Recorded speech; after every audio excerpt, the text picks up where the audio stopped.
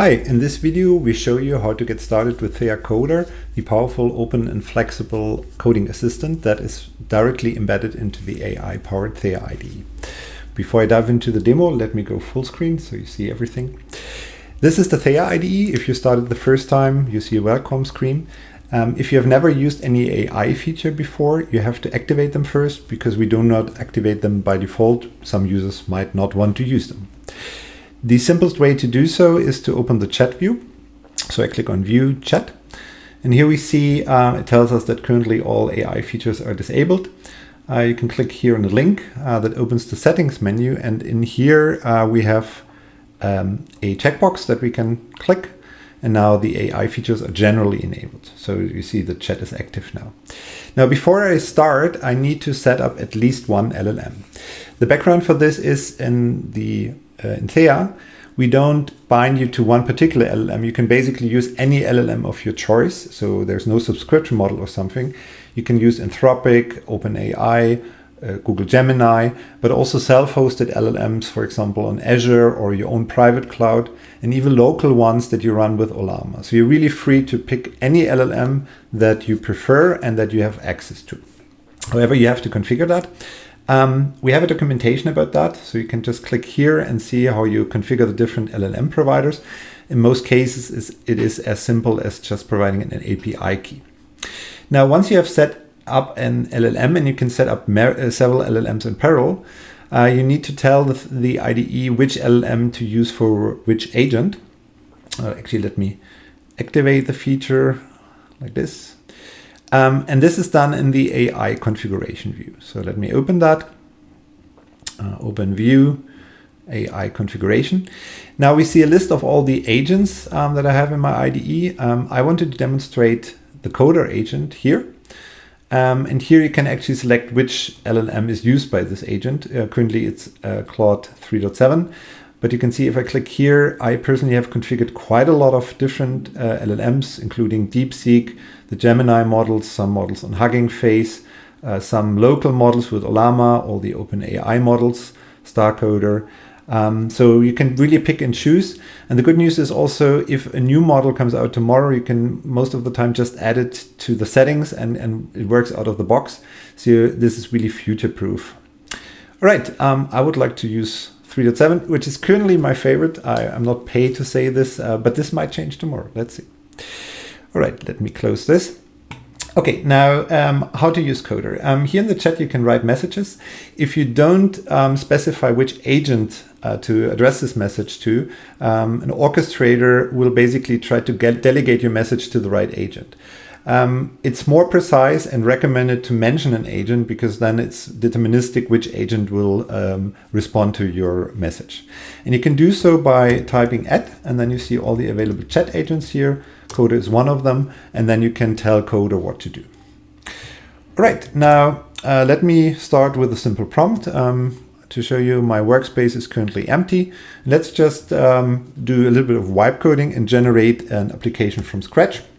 So what I prompt is create a quiz game about LLMs as a node-based web application. Now this will take a while because Coder has to implement quite some files. While it does that, I can explain a little bit what's happening here.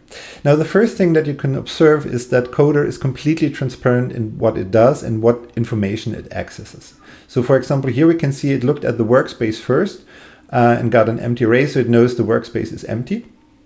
And now it starts to generate files, and it doesn't directly create these files because we don't want to allow the LLM to like overwrite some files you have in the workspace. Instead, it adds them to a so-called change set. That's what we see down here. And it tells you exactly which files are added there, right? So with these calls. And down here, we have now an overview of all the files that have been created by the LLM. We can review them. When I click on one, I see a diff of this file. This file is created from scratch. That's why the left side is empty. And now I could accept this change and basically create the file. And now we can see here it's in my workspace. All right. And of course, I can also just choose to accept all files if I don't want to review that, which I won't do in this video. Now, one additional detail, and I think the generation is almost done. That's an interesting one. Here we have an additional feature that you can optionally turn on, that is an integration with a service called ScanOSS. Now what this does is optionally it creates a checksum of all generated code and compares this with a database that is openly available of all open source code that can be found in the internet. And what this tells you is if some parts of the generated codes are actually very similar or even duplicates of existing open source code. Now, if you click on that, it tells you which matches it found, and it also tells you the license of the open source library. And based on this information, you can actually decide whether you can even use this code in your project or not. All right, let me see. It's done. So let me just accept all changes. And let's look at the workspace. Yeah, it looks like a pretty cool project now. Now, remember, this has all been generated from this little prompt here.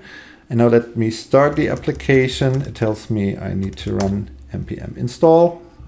Let's quickly do that. And then npm start. And then we should be able to look at the application. Let's open a browser like this. Yeah, and here we have our quiz game. Now this is, I've never seen this before. This was just generated, so I can start to play the game. This and so on. So I won't play the game now. Let's stop that. Let's go back to Coder. Now we see here down here, these were all the changes. Now I can very easily iterate on these changes. Now, when I iterate on an existing workspace, and this is especially important for larger code bases, you have to consider to provide the right context to the underlying LLM. Now, what that means is, for example, if I would now prompt something like this, add the option to skip a question, this would probably work. So let's just do this. But the reason is it has all this previous context, right? It knows that I just generated a quiz game, and it knows all the files it touched, right? So now what it does is it will implement the skip question functionality, and you can see it's starting to create changes again. So it replaces some content in the file.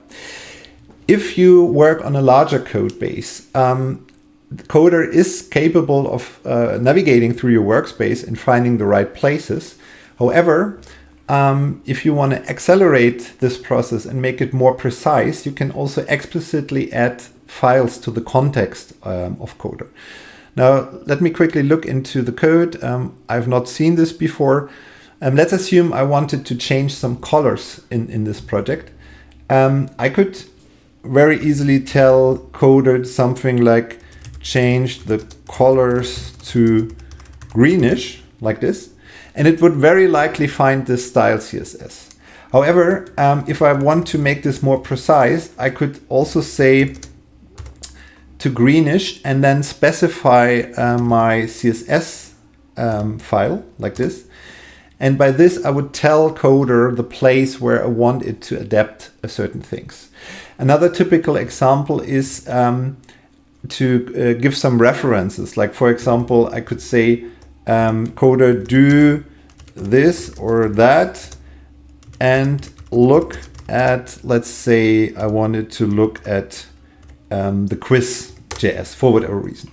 So with these variables, you can add files to the context, and you see they appear down here. And this way you help Coder doing a better and more precise job for you. It's up to you whether you want to do that, but especially in big workspaces with a lot of code, you increase the speed and also the precision. Another good example is if you want to generate some unit tests, it's a good idea to provide a set of existing unit tests as a template, and just add the existing unit test file in your chat message. And with that, you get better results. All right, that was it. This was a very brief introduction. We will provide more details in follow-up videos, but I hope, or we hope, this helps you to get started with Coder. Have fun trying it out. I will add some useful links in the description below this video. Please consider to subscribe to our YouTube channel and follow us on LinkedIn for more news around this. Bye-bye.